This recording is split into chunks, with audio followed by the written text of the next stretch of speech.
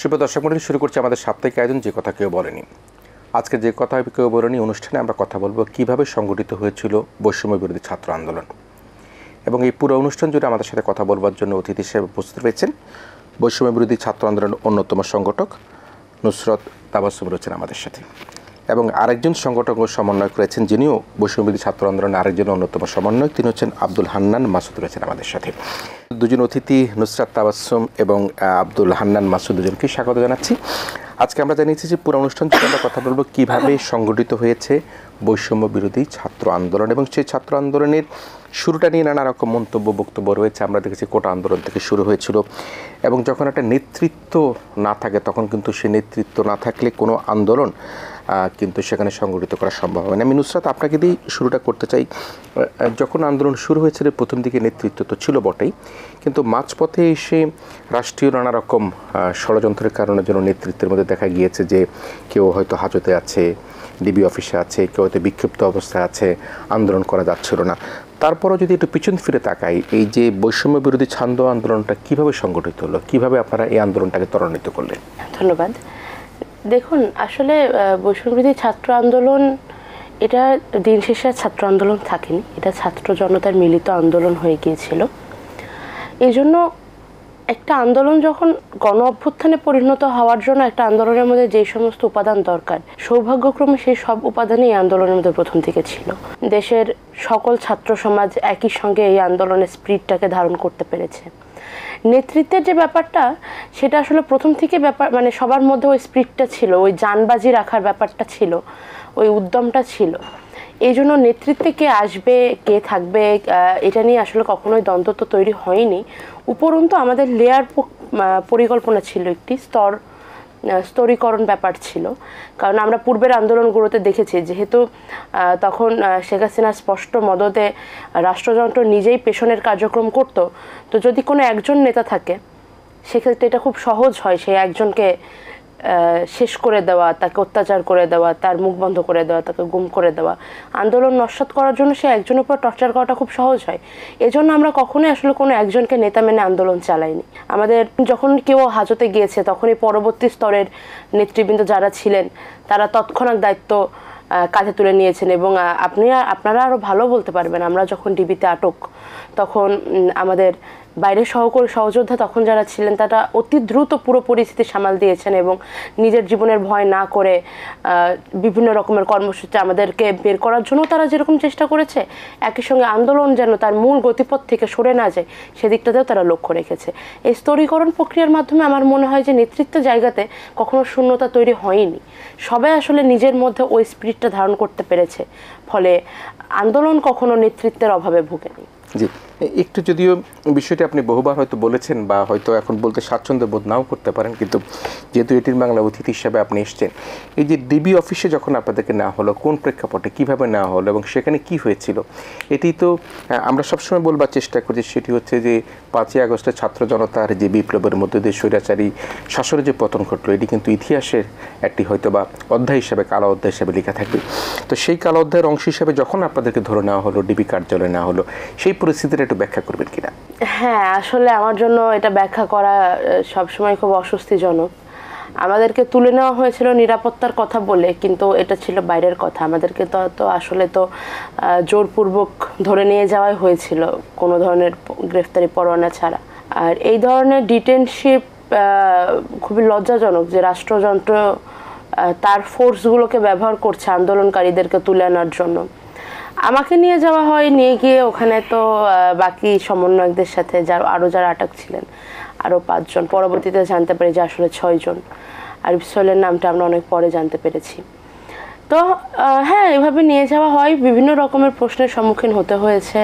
কারা অর্থায়ন করছে এই আন্দোলনের, পরিকল্পনা কার, এই পুলিশ হত্যার পেছনে আমি দায়ী কিনা, তারপরে মামলা দিয়ে দিবে, বিভিন্ন ধরনের ভয় ভীতি, পরিবারকে নিয়ে ভয় দেখানো, এই কথাগুলো আমরা আসলে তখনই সিদ্ধান্ত নিয়েছিলাম যে দেশের পরিস্থিতি যেহেতু আমাদের থেকে আরও অনেক বেশি খারাপ, আমরা নিজেদের কথাগুলো বলতে কখনোই স্বচ্ছন্দ বোধ করিনি। কারণ বাইরে অনেক মানুষ তখন স্নাইপিংয়ে, তারপরে গুপ্ত হত্যা শিকারও হয়েছে, এরকম খবরও পেয়েছি।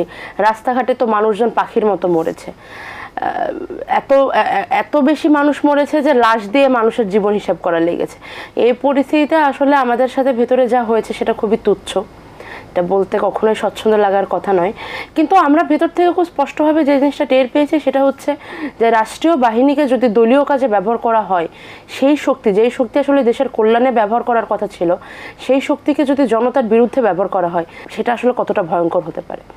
অস্ত্রের মুখে রেখে আপনাকে যখন স্টেটমেন্টে সই করতে বলা হবে, পরিবারের বিরুদ্ধে ভয় দেখানো হবে, এবং আপনি জানেন যে স্বেচ্ছায় বা অনিচ্ছাতে আপনাকে দিয়ে তারা কাজটা করিয়েই নেবে, সেটা আসলে খুবই অসহায় একটা মুহূর্ত। আমরা ভেতরে বসে তো খবর পেতাম না, আমরা বুঝতাম না যে বাইরে মানুষ আসলে আমাদেরকে জাতীয় বেঈমান ভাবছে, নাকি আমরা যে ওখানে অস্ত্রের মুখে আছি, ভয়ের মধ্যে আছি, এটা তারা বুঝতে পারছে। সব থেকে বড় যে চিন্তাটা ছিল সেটা হচ্ছে এই মিথ্যা স্টেটমেন্টের নাটকের পর দেশের মানুষ আন্দোলনটা চালিয়ে যেতে পারবে কিনা। আমি খুবই কৃতজ্ঞ এবং আমি সবসময় সব জায়গায় কৃতজ্ঞতা প্রকাশ করে এসেছি যে তারা যে সেই নাটক ধরতে পেরেছে এবং আন্দোলন চালিয়ে যেতে পেরেছে, এর কৃতিত্ব আসলে সম্পূর্ণ তারই। এবং আসলেই ছাত্র জনতার অভ্যুত্থানে প্রত্যেকের সমান অংশীদারিত্ব না থাকলে এরকমভাবে এত বড় একটা নাটকের পরেও আন্দোলন সফল করা যায় না। দেশবাসীর প্রতি প্রচণ্ড কৃতজ্ঞ। তাবস্সুম, আপনি, আমার কাছে মনে হয় যে আপনি অনেক ম্যাচিউর বক্তব্য দিতে শিখেছেন এবং জেনেছেন, একসময় ডিবেট করেছেন, সেই কারণে যেন হয়তো আপনার মধ্যে গুণাগুণ রয়েছে। সম্পূর্ণ কৃতজ্ঞতা দেশবাসী, ছাত্র জনতার উপর আপনি দিলেন এবং আপনি বললেন যে কিভাবে আপনারা সেখানে ছিলেন, আপনারা বুঝতে পারছিলেন যে বাহিরে পাখির মতো মানুষ হত্যা হচ্ছে, মাথা গুণের লাশ গুনতে হচ্ছে, জানতে হচ্ছে, তারপরেও কিন্তু আপনারা সেখানে থেকে একটু ভয় পাননি, বিরত হননি, আপনারা আন্দোলন চালিয়েছে, সেখানেও আপনারা এক পর্যায়ে বেরিয়ে আসছেন। আমি আপনার কাছ থেকে আরেকবার আসবো নিশ্চয়ই। আমি আব্দুল হান্নান মাসুদ আপনার কাছে আসি। এই যে তাবাসসুম যে কথাগুলো বললো, যখন ভিতরে তারা আটক, দেশবাসী উৎকণ্ঠিত, পত্রিকাগুলো কিন্তু ঠিকমতো লিখতে পারছে না, টেলিভিশনগুলো ঠিকমতো প্রচার করতে পারছে না, যারাই প্রচার করার চেষ্টা করছে বা লেখার চেষ্টা করছে তাদেরকে কোনো না কোনোভাবে প্রেশারাইজ করা হচ্ছে। সেই অবস্থায় আপনারা যারা বাইরে ছিলেন, আপনার সম্পর্কে অনেক কিছু আমি দেখেছি, গণমাধ্যমে পত্রপত্রিকায় দেখেছি, আপনারা উত্তরা এখান থেকে বারবার বাসা বদল করেছেন, এখান থেকে সেখানে গিয়েছেন। এই যে যখন তাবাসসুমরা আটক, তখন আপনারা কীভাবে আপনাদের আন্দোলন চালিয়ে গেলেন? আমাদের আন্দোলন যখন শুরু হয়েছিল, আমাদের একটা সুন্দর প্ল্যানিং ছিল। আমি একটা কথা বলি, আমরা যখন আন্দোলনটা শুরু করি কোটা আন্দোলন নিয়ে, দ্বিতীয় দিন যখন বিভিন্ন জনে ফেস্টুন বানিয়ে নিয়ে আসে, ব্যানার বানিয়ে নিয়ে আসে যে শেখ হাসিনার বাংলায় বৈষম্যের ঠাঁই নেয়, বঙ্গবন্ধুর বাংলায় বৈষম্যের ঠাঁই নেয়, তখন আমরা আমাদের একটা বিষয় ছিল যে ফ্যাসিস্ট যে আমাদেরকে সাথে বারবার প্রতারণা করতেছে, তার নামে স্লোগান দেওয়া যাবে না। বিভিন্ন ব্যানার নিয়ে এসে আমার কাছে জমা দিত, আমি সেই ব্যানারগুলোকে নিয়ে আপনার সেন্ট্রাল লাইব্রেরির পিছনে ওয়াশরুম আছে ভিতরে, ও ওয়াশরুমে গিয়ে ছিঁড়ে ফেলে দিতাম। সেই ব্যানারগুলো কখনো আসতেই দিতাম না, যাতে যেমন 18-র যেই কোটা বিরোধী আন্দোলন হয়েছে, সেই আন্দোলনে ব্যবহার করা হয়েছিল এই ওয়ার্ডগুলোই, যারা জুলুম করেছে তার নামে স্লোগান দেওয়া হয়েছিল। আমাদের কাছে রাজনৈতিক উদ্দেশ্যটা, আমাদের কাছে বাংলাদেশের মানুষের মুক্তির বিষয়টি স্পষ্ট ছিল আমাদের প্রত্যেকের কাছে। কি করতে হবে আমাদেরকে, আমরা কখনোই ফ্যাসিস্টকে স্বীকৃতি দিয়ে তার নামে আন্দোলন করব না। এবং সে যে এই আন্দোলনে বাধা দিবে, সেখান থেকে আন্দোলন আমরা মাঝে মাঝে আলোচনা করতাম, এই আন্দোলন একসময় সরকার পতন আন্দোলনে গেলে আমরা হিরো হয়ে যাবো বা এই দেশের মানুষ একটা মুক্তি পাবে, এরকম একটা আলোচনা আমাদের মধ্যে থাকতো। ঠিক একইভাবে আমাদের এই যে নেতৃত্বের জায়গাটা, আমরা বিভিন্ন ধাপে মৌখিকভাবে আমরা বিভিন্ন ধাপ রেখেছি, একক নেতৃত্বে কখনো যাইনি। যার কারণে পরবর্তীতে 10ই জুলাই শাহবাগ থেকে আমাদের এই 5জনকে যখন শাহবাগ থেকে শাহবাগ থানায় নিয়ে যাওয়া হয়, সেখানে আলোচনার কথা বলে কিছুক্ষণ আটকে রাখা হয়। সেদিনই আমরা 4-5 জন শাহবাগের মঞ্চে উঠে যে আমাদের ভাইদেরকে এখানে ছেড়ে দিতে হবে, 6 তারিখ, আচ্ছা যাই 6 জুলাই যেটা হোক, সেই দিনই আমরা সেখানে মঞ্চে উঠে সেখান থেকে আমরা বলছি আমাদের ভাইদেরকে ছেড়ে দিতে হবে, না হয় আমরা শাহবাগ থানা থেকে আমাদের ভাইদেরকে নিয়ে আসবো। সেই দিনই মূলত মিডিয়ার সামনে আমাদের সেকেন্ড লেয়ারের নেতৃত্বটা স্পষ্ট হয়ে উঠেছিল। এটা আমাদের ওনাদেরকে 25শে জুলাই আপনার ডিবি হেফাজতে নেওয়ার পরে হয় নাই। তারপরে ওনারা প্রথম ধাপে 18 তারিখ থেকে 21 তারিখ পর্যন্ত, 22 তারিখ পর্যন্ত ওনারা জিম্মি ছিলেন, ওনাদেরকে গুম করে রাখা হয়েছিল। সেই সময়ে আমরা কয়েকজন এসে পরবর্তীতে আপনি দেখবেন যে গণস্বাস্থ্যের সামনে আমি একটা, যেটা সবচাইতে বড় ইফেক্টিভ ছিল, আমি একটা সংবাদ সম্মেলন করেছিলাম সেখানে, যে আমাদের ভাইদেরকে ছেড়ে দিতে হবে, কেন তাদের বাবা মা তাদের লাশ খুঁজতে হবে বারবার, কি এমন অপরাধ করেছে, হসপিটালে মর্গে গিয়ে খুঁজতে হবে। বাংলাদেশের নট এ সিঙ্গেল মিডিয়া এটা প্রচার করে নাই। 3 দিন পরে ডিবিসি প্রথম প্রচার করে, তারপর অন্যান্য মিডিয়া প্রচার করে 3 দিন পর, 7 দিন পর। আমি সেখানে একটা কর্মসূচিও দিয়েছিলাম যে সকলের মুখে কালো পতাকা বেঁধে পরের দিন রাস্তায় থাকবে যদি 24 ঘন্টার মধ্যে না দেওয়া হয়। কিন্তু তাও মানে হচ্ছে প্রচার করা হয়নি। তারপর 25 তারিখ থেকে মূলত হচ্ছে আমাদের কাছে সুস্পষ্ট ছিল 25 জুলাই থেকে যখন হচ্ছে 25 জুলাই ভাইদেরকে নিয়ে যাওয়া হয়, তখন থেকে আমরা হচ্ছে নুসরাত আপু তখন বাইরে ছিলেন, নুসরাত আপুকে 27 তারিখ 28 তারিখে নেওয়া হয়। নুসরাত আপু সহ আমরা যোগাযোগ করতাম, আপু আমাদেরকে নির্দেশনাও দিতে, এভাবে করো, এটা করো, সেটা করো। ওয়াহিদ ভাই, আপু আর হচ্ছে আরিফ সোহেল ভাই পরের দিন হচ্ছে ইউরোপীয় ইউনিয়নের রাষ্ট্রদূতের সাথে মিটিং করার কথা ছিল। এটা সামহাও ওরা জেনে গেছে, জেনে গিয়ে আপুদেরকে সেদিন ভোর রাতে 40 মিনিটের মাথায় আরিফ সোহেল ভাই আর 1 ঘন্টা 20 মিনিটের ইউরোপীয় ইউনিয়নের সাথে তাদেরকে ওখান থেকে নিয়ে যাওয়া হয়। তা আমরা এগুলা মূলত হচ্ছে বসে বসে আরিফ সোহেল ভাই আর হচ্ছে আপু দুইজন হচ্ছে কূটনৈতিক পাড়াটা দেখবে, আমরা মাঠের আন্দোলনটা চালাবো, এরকম আমরা ভাগ করে নিয়েছিলাম। কিন্তু ওনাদেরকে দুর্ভাগ্যবশত মানে হচ্ছে মিটিংগুলো আমরা যখন শুরু করবো তার 1 ঘন্টার ভিতর 2 জনকে তুলে নিয়ে যাওয়া হয়। আমাদের মূলত হচ্ছে আমরা যেটা বলছিলাম, আমাদের বোঝাপড়াটা স্পষ্ট ছিল যে যেদিনই একজনের লাশ পড়েছে, স্পেশালি সেদিনই মানে মূলত একজন না, সেদিন 6 জনেরই লাশ পড়েছে, 6 জন নিহত হয়েছে। সেদিন হচ্ছে আপনার কয় তারিখ, 16 তারিখ, 16 জুলাই আবু সাইদ যারা মানে 16 থেকে 18 মধ্যে 6 জন, কিন্তু প্রথম যেটা লাশ আমরা বলে থাকি যে প্রথম শহীদ যিনি হয়েছে আবু সাইদ। তারপর হচ্ছে সেদিনই আমরা হচ্ছে স্পষ্ট শহীদ মিনারে আমরা প্রথম প্রতিবাদ করি। সেদিন ঢাকা বিশ্ববিদ্যালয়ে যখন হচ্ছে 15 তারিখে হামলা হয়, সেদিন সন্ধ্যায় আমরা ঘুরে দাঁড়াই, সেদিন সন্ধ্যায় আমরা ক্যাম্পাসে ঢুকতে চেষ্টা করি। ছাত্রলীগের সন্ত্রাসীরা ক্যাম্পাসে ভরপুর ছিল, কিন্তু আমাদেরকে একটা ভিডিও আছে, আপনি দেখবেন যে হচ্ছে কার্জন হলের ওখানে আমাদেরকে সংবাদ সম্মেলন করতে দিও না, পুলিশ বাধা দিচ্ছিল। আমরা মানে হচ্ছে এই সাহসটা রাখতাম যে আমরা এখানে গেলে আমাদের সাথে যে কোনো কিছু ঘটতে পারে, বাট আমরা যাবোই, আমাদের ক্যাম্পাসে ছাড়বো না। সেই তারপরের দিন আমরা হচ্ছে সকলকে নিয়ে ক্যাম্পাস শহীদ মিনারে একজন করে সেদিন আমরা ক্যাম্পাসে ঢুকি, এবং সেদিনই আমরা সিদ্ধান্ত নিয়ে নিই যে হচ্ছে এই সরকারের বিরুদ্ধে যেহেতু আমার ভাইদেরকে হত্যা করেছে, তাহলে এটার কোটা আন্দোলন নেই, এর জন্য শেখ হাসিনাকে ক্ষমা চাইতে হবে। এটা হচ্ছে মানে দোষ স্বীকার করে ক্ষমা চাইতে হবে, মানে আলটিমেটলি ওনার পদত্যাগ চাও, কেউ দোষ স্বীকার করে এরকম হত্যার দোষ স্বীকার করে ক্ষমতায় থাকতে পারে না। সেদিন রাতেই যারা হত্যার সাথে ইন্ধন দিয়েছে, সেদিন রাতেই ক্যাম্পাস থেকে তাদেরকে বের করে দেওয়া হয়। যারা মানে হচ্ছে হামলা করেছে ক্যাম্পাসে, ছাত্রলীগের মতো এমন একটা সংগঠনকে তাদের প্রত্যেককে হলছাড়া করে দেওয়া হয়।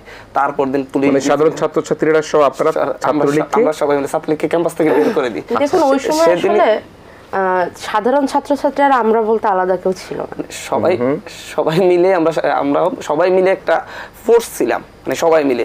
ওদেরকে এটাই ছিল হচ্ছে শেখ হাসিনার পতনের প্রথম ধাপ, মানে ঢাকা বিশ্ববিদ্যালয়ের মতো জায়গা থেকে ছাত্রলীগকে বের করে দেওয়া এবং মেরে মেরে বের করে দেওয়া।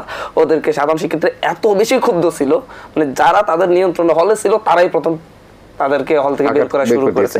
সেই দিন যদি শেখ হাসিনা বুঝতে পারতো যে এখন আর আমার স্টেক নেই, আমার ক্ষমা চেয়ে নেওয়া উচিত, তাহলে এটা শেষ ধাপ পর্যন্ত হয়তো আমরা আগে নিতে পারতাম। কিন্তু শেখ হাসিনা যে ধরনের ইগোইস্টিক মহিলা, ফ্যাসিজম তার মাথায় সবসময় যেভাবে কাজ করে, সে খুন করে হোক থাকবে, আরো খুন করবে।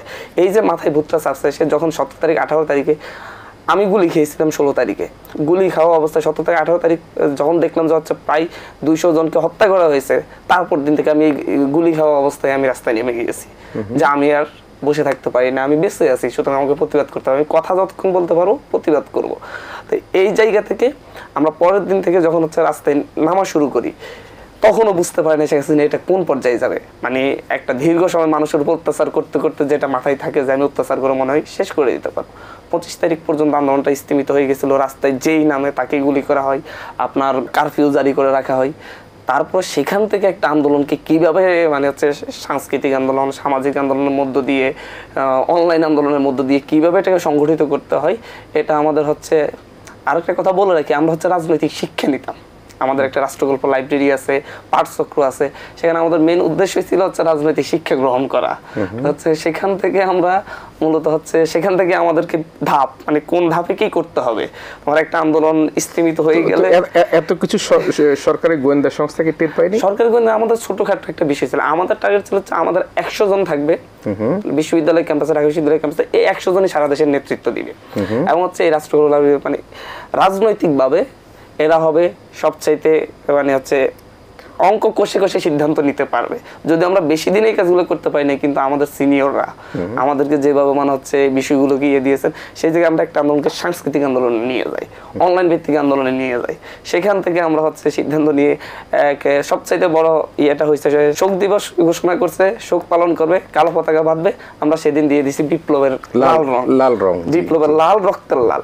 সেদিনই মূলত এই দেশের মানুষ ঐক্যবদ্ধ হয়েছে মানে একটা জায়গায় ঐক্যবদ্ধ হয়েছে, সাংস্কৃতিক কর্মী থেকে শুরু করে শিক্ষক, বুদ্ধিজীবী, আইনজীবী, সেদিনই ঐক্যবদ্ধ হয়েছে। সেই দিনই মূলত হচ্ছে এই দেশের মানুষ শেখ হাসিনার বিরুদ্ধে পূর্ণাঙ্গ অনাস্থা জানিয়ে দিয়েছে। মানে ওনারটাকে সারানা দিয়ে দেশের 95% মানুষ যখন হচ্ছে পুরো অনলাইন লাল করে ফেলেছে, তারপর দিন থেকে আমাদের মাঠের কর্মসূচি খুব ভালোভাবে আগাচ্ছিল। নিশ্চয়ই নিশ্চয়ই আমাদের সেটি মনে আছে যে কালো পতাকা দিয়ে শোক পালন করবার জন্য সেই সময়কার সরকার চেষ্টা করলো, কিন্তু আপনারা রক্তের লাল দিয়ে আপনারা আপনাদের মাথায় মুখে সব জায়গার মধ্যে দিলেন। এবং আমরা ফেসবুক থেকে আরম্ভ করে দেশি বিদেশে প্রত্যেকটা জায়গায় দেখলাম যে রক্তের লাল, অর্থাৎ লাল কাপড় বাঁধা বা লাল দিয়ে রক্তাক্ত করার সেই বিষয়ের মধ্যে সমস্ত দেশের মানুষের বেশিরভাগ, আমি মনে করি 99% মানুষের মধ্যে ছিল যারা হয়তোবা অতি অন্ধ, তারা হয়তোবা কোনো কারণে সেই লাল যেটি সেই লালকে তার উপর আমাদের এই হচ্ছে এই মানুষের অনাস্থা প্রকাশের পরে এই মানুষজনের মানে আগুনে ঘি ডালার যে বিষয়টা, সেটা সর্বশেষ করেছে হচ্ছে ডিবির হারুন। সে একটা জায়গায় এসে সবাইকে বলছে যে ওনাদেরকে বাধ্য করা হয়েছে যে হচ্ছে বলো যে হচ্ছে আন্দোলন স্থগিত। সেই জায়গায় এদেশের মানুষ এটা অ্যাকসেপ্ট করে নাই এবং এদেশের মানুষ জানে ছাত্র প্রতিনিধিরা কি, যেহেতু হচ্ছে যারাই ওখানে গিয়েছে আমরা সেটা দেখেছি। কারণ এক মিনিট একটু এটা বলি, মানে এই যারাই ওখানে গিয়েছে তারা কিন্তু ফেস, তারা কিন্তু মানে হচ্ছে ক্যাম্পাসে 4 বছর ধরে যেখানে ছাত্রদল বলেন অন্য কোনো সংগঠন বলেন ছাত্রলীগের বিরুদ্ধে কিছুই বলতে পারতো না, এই লোকগুলাই আমরা ক্যাম্পাসে দাঁড়িয়ে দাঁড়িয়ে ছাত্রলীগের প্রতিটা এজেন্ডার বিরুদ্ধে দাঁড়াতাম। মানে যত অন্যায় অত্যাচার হতো প্রত্যেকটার বিরুদ্ধে আমরা দাঁড়াতাম এবং তাদেরকে প্রতিবাদ করতাম, তারা জবাব দিতে বাধ্য হতো। তো সেই জায়গা থেকে এদেশের মানুষের কাছে যেহেতু ওনারা পরিচিত, নাহিদ ভাই, আসিফ ভাই ওনারা পরিচিত বিপ্লবী, সেই হিসেবে এই দেশের মানুষের কাছে ওনাদেরকে বিশ্বাসঘাতক প্রমাণ করার চেষ্টা করার চেষ্টা করেছে যে নেতৃত্ব বিছে দিয়েছে, বাট এই দেশের মানুষ এটা অ্যাকসেপ্ট করে নাই। তারা বুঝে গিয়েছে হচ্ছে এটা হচ্ছে তাদেরকে বাধ্য করা হচ্ছে। সেই জায়গা থেকে মানুষ পরের দিনই বিক্ষোভ মিছিল এবং সেটার থেকেই মূলত এই আন্দোলন পরবর্তী 7-8 দিনের মধ্যে সরকারের পতন। তারপর আমরা একটু আসছিলাম এবং সেখানে একেবারে মোটা দাগে আপনাদের 6 জন আমরা যে উপদেষ্টা হিসেবে রয়েছেন তাদের নেতৃত্বের কথা আমরা শুনতে পেলাম, জানতে পারলাম। আপনাদের একটু ভয় লাগেনি? দেখুন, মাসুদ যেভাবে আমাদের পাঠচক্র, ট্রেনিং বা ইত্যাদি ইত্যাদির কথা বললো, আমি আসলে এতখানি ক্রেডিট নিতে রাজি না। বিষয়টা হচ্ছে অন্যায়ের বিরুদ্ধে দাঁড়ানোর জন্য শুধুমাত্র সচেতনতা আর একটুখানি ন্যায়বোধে যথেষ্ট, এর থেকে বেশি কিছু আসলে দরকার হয় না। আর আমরা তো কোনো গেরিলা সংগঠন ছিলাম না, আমরা ক্যাম্পাসে দাঁড়াতাম, বিভিন্ন ছাত্রলীগের বা স্বৈরাচারী হ্যাঁ ওই আর কি বিভিন্ন স্বৈরাচারী বিভিন্ন প্রতিবাদ করতে আমরা দাঁড়াতাম এবং মার খেতাম, এটা মোটামুটি রুটিন হয়ে গিয়েছিল। কিন্তু বিষয়টা হচ্ছে ওইটা আমরা কখনো হাল ছাড়ি না, এই কারণ আমাদের মনে হয়েছিল হাল ছেড়ে দেওয়া মানে ওদের জন্য, ওদের অন্যায় করার জন্য রাস্তাটা ছেড়ে যাওয়া। মার খাচ্ছি কিন্তু রাস্তার উপরে দাঁড়িয়ে যখন মার খাচ্ছি, ওদের যাতায়াতে একটু হলেও অসুবিধা হচ্ছে, অন্যায় করতে হলে একটু হলেও ওরা এখানে বাধাগ্রস্ত হচ্ছে। আমাদের জন্য শুধু এটুকুই আমাদের মাথায় ছিল। আর সাহসের কথা যদি বলেন, দেখুন বিষয়টা হচ্ছে যদি বাইরে দেশের মানুষ ওইভাবে না দাঁড়াতো, হয়তো 2-1 দিন রেখে আমাদেরকে ডিবি কার্যালয় থেকে মিডিয়ার চোখের সামনে দিয়ে বের করে অন্য কোনো প্রত্যন্ত অঞ্চলের কোথাও পাঠিয়ে দিত, অন্য কোনো জেলে পাঠিয়ে দিত বা গুম করে দিত বা মেরে ফেলতো, জানি না, এখন যে কোনো কিছুই হতে পারে। এটা খুবই সত্যি। হ্যাঁ, আমরা হয়তো বুঝেছি, আমরা হয়তো জনগণের পালসটা ধরতে পেরেছি, আমরা বুঝতে পেরেছি যে ঢাকা বিশ্ববিদ্যালয়ে আটকে দিলে কীভাবে শাহবাগে দাঁড়াতে হয়, শাহবাগ আটকে দিলে কীভাবে শহীদ মিনারে দাঁড়াতে হয়, রাস্তা আটকে দিলে কীভাবে অনলাইনে মানুষকে এক জায়গায় করতে হয়। হ্যাঁ, আমরা হয়তো এগুলো বুঝেছি, কিন্তু আসল কৃতিত্ব তাদের যারা আমাদের ডাক শুনে এসেছিল, তারা যে আমাদেরকে ওই মুহূর্তে বিশ্বাস করেছিল, ভরসা করতে পেরেছিল এবং এগিয়ে এসেছিল। আপনি যদি আমাদের মানে সাহসের ব্যাংকের কথা বলেন, তো ওই মানুষগুলো হচ্ছে আমাদের সাহসের ব্যাংক। আমি যখন ঘোষণা আমরা দিলাম যে 6 তারিখ না 5 তারিখে লং মার্চ হবে, সেদিন রাতে বসে বসে আমি হিসাব করছিলাম যে হোয়াট ইফ একটা মানুষও আসলো না ঢাকার উদ্দেশ্যে। আমি হিসাব করছি যে একটা মানুষও আসলো না, ঢাকার বাইরে থেকে একটা মানুষ আসলো না বা আসতে পারলো না, কারণ লং মার্চ তো অনেক বড় একটা ব্যাপার। তাহলে কি হবে? কারণ আমাদের মৃত্যু সুনিশ্চিত, তার থেকে বড় কথা হচ্ছে আমাদের মৃত্যু তখন কোনো ব্যাপারই না। এত মানুষ মরবে, এত মানুষ মরেছে তখন, এত মানুষ আরও বেশি মরবে, যে আমরা সেখানে আসলে মানে সমুদ্রের খুবই সামান্য একটা অংশ, আমরা এই 5-6 জন বা আমরা যারা ছিলাম, আমরা খুবই সামান্য একটা অংশ। আসল কাজটা দেশের মানুষ করছে। ওই আমাদের এক ডাকে তারা যা ভরসা করে আসছে, এই জন্য আসলে সারা দেশের মানুষের ঘরে ঘরে গিয়ে পা ধরে সালাম করে আসলেও এই কৃতজ্ঞতা প্রকাশ করা আসলে এটা শেষ করা সম্ভব না তারা যা করছেন। আমি ওই দিন হিসেব করছিলাম যে হোয়াট ইফ তারা আসলো না, একজনও আসলো না, তাহলে ঢাকা শহরের মধ্যে বন্ধনগরে যদি একটা জেনোসাইড হয়ে যায়, জেনোসাইড হচ্ছিল, যদি আরও বড় কিছু হয়ে যায় তাহলে কি হবে? তখন আমার মনে হচ্ছে যে না, এটা আর হতেই পারে না। এত মানুষ মরছে, এরপরে আসলে কেউ না নামলে মানে শহীদদের পরিবার যদি শুধু রাস্তায় নামে সেটাও যথেষ্ট খুনিকে টেনে নামানোর জন্য। সাহসটা আসলে রাস্তা থেকে উঠে আসে, সাহসটা ভেতরে জন্মায় না, সাহসটা আমরা রাস্তা থেকে প্রতিদিন রাস্তায় নামছি এবং রাস্তায় নেমে আশেপাশের মানুষকে দেখি ওই সাহসটা নতুন করে পাইছি। আসলে খুবই বেদনা, খুবই কষ্টের। তাবাসসুম শুনবো আর একটু শেষ 1 মিনিট শুনবো। আমি মাসুদ একটু আসি, সেটি হচ্ছে যে এই সাহসটা জুগিয়েছে কিন্তু এই দেশের আপামর মানুষ, সকল শ্রেণী পেশার মানুষ আপনাদের প্রতি ভরসা করে আপনাদের ডাকে সাড়া দিয়ে সেই 4 তারিখে কি শঙ্কিত যে আপনারা যারা সমন্বয়করা, যদি একটি মানুষও না আসে, আবার ভরসা খুঁজে পেয়েছেন যদি শুধুমাত্র শহীদের পরিবারের সদস্যরা আসে তাহলেও বা কতজন হতো। কিন্তু আমরা লাখো জনতার স্রোত, ঢাকা শহরের চতুর্দিক থেকে, যাত্রাবাড়ি থেকে আরম্ভ করে গাজীপুর উত্তরা থেকে শুরু করে চতুর্দিক থেকে সেই স্রোতে আপনাদের আহ্বানে আপনাদের প্রতি বিশ্বাস রেখে, আস্থা রেখে তারা সেটা করেছে। এখন যে বিষয়টা, সে আস্থার জায়গাটা আপনারা তৈরি করেছেন, আপনারা স্বৈরাচারকে দেশ থেকে সরাতে সমর্থ হয়েছেন। এখন যে অন্তর্বর্তীকালীন সরকার রয়েছে, বর্তমান যে ম্যানেজমেন্ট রয়েছে, আপনারা যারা বাইরে কাজ করছেন, তাদের সকলের সাথে আপনারা কীভাবে একটা সমন্বয় করে রাষ্ট্রকে, যেটি একটি গণতান্ত্রিক পন্থা নেবার জন্য, আপনারা এখনও তরুণ, আপনারা ভবিষ্যৎ নেতৃত্বে আসবেন, পার্লামেন্টে হয়তো যাবেন, অথবা বড় ব্যবসায়ী হবেন, বড় নেতৃত্ব দিবেন, কীভাবে সেই সমন্বয়টা করার কাজ করছেন? এখন হচ্ছে আপনি যে কথাটা বলেছেন, এই দেশের মানুষ আমাদের উপর আস্থা রেখেছে যে আমাদের দ্বারাই সম্ভব এই ফ্যাসিবাদী শাসন ব্যবস্থার বিলোপ ঘটানো, এবং হচ্ছে এই দেশের মানুষের সাথে এবং হচ্ছে সরকারের সাথে আমাদেরই এখন একটা সম্পর্ক বিল্ড আপ করে দিতে হচ্ছে, সেতু তৈরি করে দিতে হচ্ছে। আমরা চেষ্টা করছি আসলে হচ্ছে মানুষজন যাতে হচ্ছে এই সরকারের যেন মানুষজনের কাছে পৌঁছাতে পারে, আর কাছে পৌঁছানোর যে মাধ্যমটা, যে সেতুটা, সেটা মানুষজন হয়তো আমাদেরকেই কল্পনা করতেছে বা আমাদেরকেই ভাবতেছে, কিন্তু আমরা সেভাবে হয়তো বা হচ্ছে তাদের ডাকে পুরো সাড়া দিতে পারি না, যেহেতু আমরা তরুণ। তো আমাদের চেষ্টা আছে আমরা আমাদের সাধ্যমতো একটা প্রক্রিয়া বের করে মানুষের সাথে সরকারের যে একটা সেতু বন্ধন তৈরি করা, সেটার জন্য কাজ করে যাওয়ার পাশাপাশি হচ্ছে দেশের মানুষকে আসলে হচ্ছে নিজ নিজ জায়গা থেকে দায়িত্ব নিতে হবে। একটা জায়গায় শুধুমাত্র যে সরকারের উপর যে সরকার সব কিছু করে দিবে, আসলে হবে না। আমি একটা কথা বলবো যে হচ্ছে কোথাও কোনো সন্ত্রাসী গোষ্ঠীকে কেউ যদি সাপোর্ট দিয়ে যায়, তখন হচ্ছে প্রশাসন, বেশিরভাগ ক্ষেত্রে প্রশাসনের পক্ষে একটা বড় শক্তি সাপোর্ট দিলে সম্ভব হয়ে ওঠে না যে হচ্ছে তাদেরকে সেখান থেকে ধরে আনা বা ইয়ে করার জন্য প্রশাসন সমীহ করতে হচ্ছে। কিন্তু ওই জায়গায় যদি ওই অঞ্চলের মানুষজন যদি সাহসী ভূমিকা রাখে, তারা যদি প্রত্যেকে ওই সন্ত্রাসীকে বয়কট করে, যেভাবে শেখ হাসিনাকে বয়কট করেছে, শেখ হাসিনার সাথে বড় সন্ত্রাসী তো নেই, সেই মানুষের সেই স্পিরিটটা ধরে রাখলে মানুষ নিজেরাই নিজেদের সমাজ সংস্কার করতে পারবে, নিজেদের ঘর সংস্কার করতে পারবে। আর এই ক্ষেত্রে ওই যে কথা ওটাই যে হচ্ছে এই দেশে ফ্যাসিবাদী শাসন ব্যবস্থাকে সরিয়ে দেওয়ার জন্য, শেখ হাসিনাকে ক্ষমতাচ্যুত করার জন্য এই দেশের মানুষ নিজ জায়গা থেকে একত্রিত হয়ে সংঘবদ্ধভাবে আমাদেরকে সাহস জুগিয়েছিল। আমরা বুঝতে পেরেছিলাম যে মানুষ এখন চাচ্ছে, মানুষ এখন রাজপথে নামার জন্য প্রস্তুত, তাদের সাহস আছে, এবং তারাই আমাদেরকে সাহস দিয়েছে 1 দফার ঘোষণা দেওয়ার জন্য। তারাই আমাদেরকে সাহস জুগিয়েছিল যে এখন ফ্যাসিবাদের বিলোপের জন্য আপনারা কথা বলেন।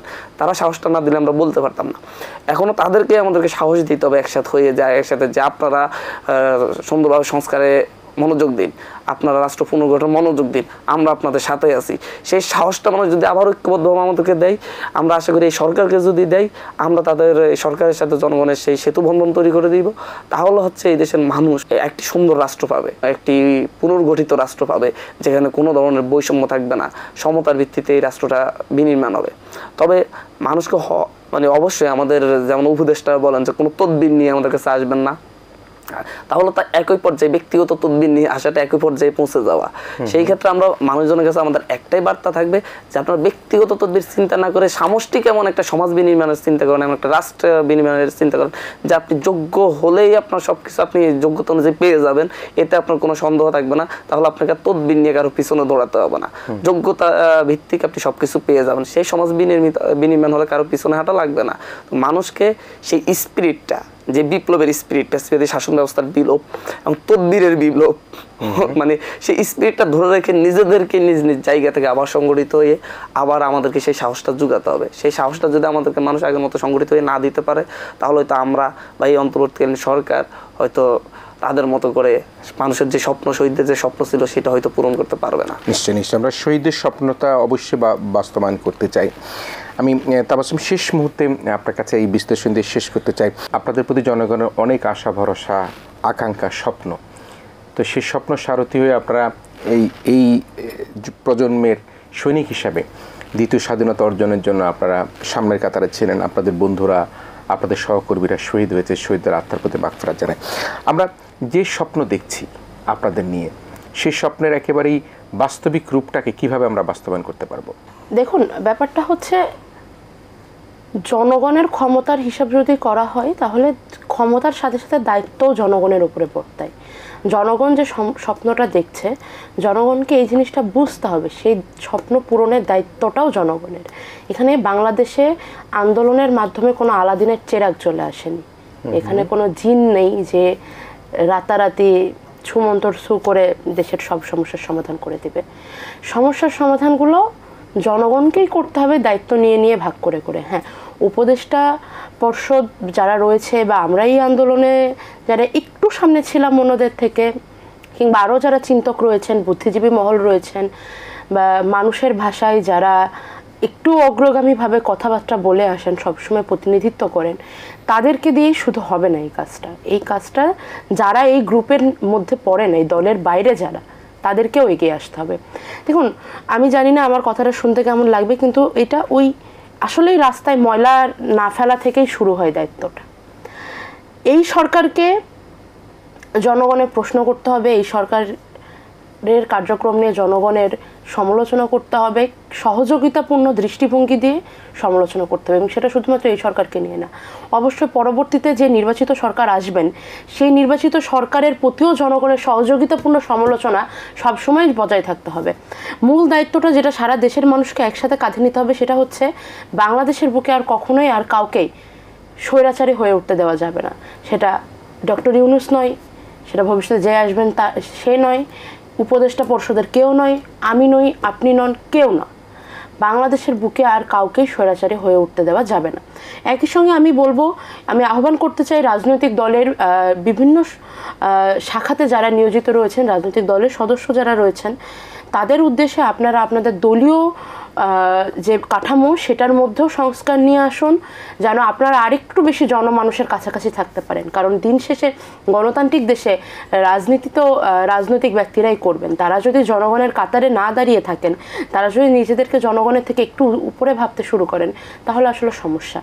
গণতান্ত্রিক চর্চা তখনই সম্পূর্ণরূপে হবে, এবং স্বপ্ন পূরণের যে কথাটা বললেন সেটা তখনই হবে যখন দেশের সব মানুষ একই কাতারে থাকবে। এই জন্য দেশের মানুষের এইভাবে সমালোচনাগুলো করা উচিত, যেন আমি আরেকজনকে টেনে নামাবো ব্যাপারটা এমন না। যারা সামনে আছে তাদের ভুলগুলো শুধরে দেব, যেন তাদেরকে কখনো পেছনে না আসা লাগে। একই সঙ্গে নিজেদের মধ্যেও সেই আমরা চর্চাটা নিয়ে আসবো, সেই গণতান্ত্রিক প্রশ্ন করার প্রক্রিয়াটা জারি রাখবো, যেন নিজেরাও ওই পরিমাণ সচেতন হতে পারি যে কতখানি সচেতন হলে কোনটা বাকস্বাধীনতা আর কোনটা নিন্দা জ্ঞাপন, সেটার তফাৎটা আমরা বুঝতে পারি। ধন্যবাদ জানাচ্ছি। আমি মাসুদ আপনাকে আর কথা বলবার সুযোগ দিতে পারছি না সময়ের অভাবে। প্রিয় দর্শক, আপনারা শুনতে পাচ্ছিলেন দুই তরুণ নেতৃত্বের কথা, যে নেতৃত্ব আমাদেরকে শিখিয়েছে, আমরা শিখতে পেরেছি এবং আমরা জানতে পেরেছি কীভাবে একটা স্বৈরাচারের পতন করবার জন্য তরুণ নেতৃত্বের প্রয়োজন হয়ে থাকে। আমাদের তাবাসসুম যেটি বলল, বাংলাদেশে যাতে কোনোদিনই আর কোনো স্বৈরাচারের উত্থান না ঘটে, এবং একই সাথে আমাদের মাসুদও প্রত্যাশা করলেন যাতে আজকে আমরা যে অন্তর্বর্তীকালীন সরকার রয়েছে তাদের সাথে জনগণের একটা মেলবন্ধন করে দেওয়া, রাজনৈতিক দলগুলোর একটা মেলবন্ধন করে, এটাই তো আমাদের প্রত্যাশা, এই তো আমাদের তরুণদের স্বপ্ন। আমরা তাদেরকে তো এইভাবেই দেখতে চেয়েছি। আজকে দ্বিতীয় স্বাধীনতা যাদের অর্জন করেছে তাদের প্রতি আমরা শ্রদ্ধা জানাই, সালাম জানাই। যারা শহীদ হয়েছে তাদের আত্মার মাগফিরাত কামনা করি। যারা চিকিৎসা নিচ্ছেন তাদের যাতে দ্রুত চিকিৎসা লাভ করে, তার আরোগ্য লাভ করতে পারে, সেটা আমরা প্রার্থনা করি। রাষ্ট্র সরকারের পক্ষ থেকে আমরা মনে করবো যে তাদের প্রতি এই নিবেদন থাকলো, এই শহীদদের পূর্ণ মর্যাদা দিয়ে তাদেরকে যাতে শহীদি মর্যাদা এবং একই সাথে যারা আহত রয়েছেন তাদেরকেও যাতে সার্বিকভাবে তাদের পাশে দাঁড়ায় প্রত্যাশা করে আজকের দুজন অন্যতম সমন্বয়ক বৈষম্য বিরোধী ছাত্র আন্দোলনের নুসরাত তাবাসসুম আপনাকে এবং একই সাথে আব্দুল হান্নান মাসুদ, আপনাদের দুজনকে ধন্যবাদ জানিয়ে আমাদের এই আয়োজন এখানে শেষ করছি। প্রিয় দর্শক, আপনারা ভালো থাকবেন, সবাই মিলে ভীষণ ভালো থাকবেন।